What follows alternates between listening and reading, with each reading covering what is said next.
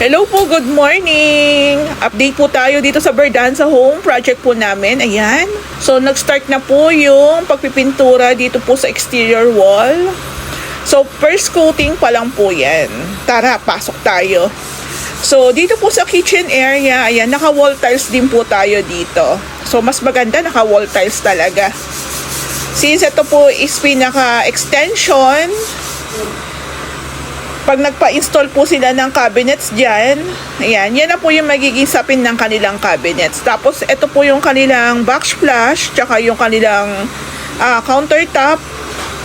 Ayan. O, diba? Ito po, guide po yan para sa pag in-install po yung ating lababo. Then, dito po, ayan no, ganda, lawak na, diba? So, ito na naman po yung connector natin. Edge connector po to. Edge clip. So, medyo mahaba po talaga sa part na to. Kahit sabihin yung meron namang mahaba, kapos po talaga.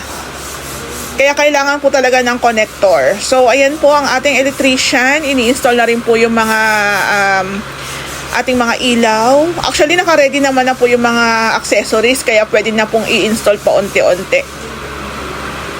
Maganda rin po talaga pag may mga resist ceiling o cove ceiling. Yung kay sir po is resist ceiling po yan. Ayan. Tapos dito po, continue yung pagpipintura. Bukod po sa bathroom, meron pa pong ita-tile sa may balcony. Ayan. So, naka-install na po yung mga ilaw natin na pang mayaman. So, dito nga po pala, ayan yung ating pinaka-kisame.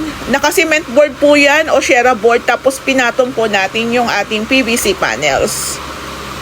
Ayan. So, dito po sa ating balcony. Ayan no. So, may mga tiling works pang gagawin sa balcony. Then, yung painting works natin, meron na yan first coating. Tapos, pag totally tapos na po talaga yung ating mga tiling works, yung mga maalikabok dyan, pwede na po nating i-final coat. Ayan o, naka-install na rin yung ating pang mayaman na center light. Ayan po o. Sa mga accessories po, si client po ang in charge dyan. Kayo po ang bibili ng mga accessories. Ayan. Para makapili na rin po kayo ng mga gusto nyo. Yung hagdanan, hindi po muna namin yan inumpisahan. Gawa ng akyat baba. So, baka madamage lang po yung tiles na ilalagay dyan.